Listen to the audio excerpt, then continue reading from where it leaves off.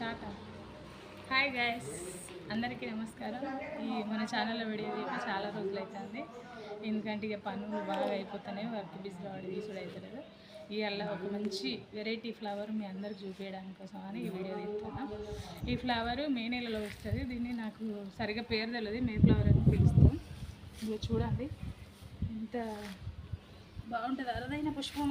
ఈ మొక్క మొత్తం ఉల్లారిపోయి ఇందులోకి వెళ్ళి ఒక కాడ వచ్చి కాడలకు ఒకటే ఫ్లవర్, జస్ట్ ఒకటే ఫ్లవర్ చూస్తుంది.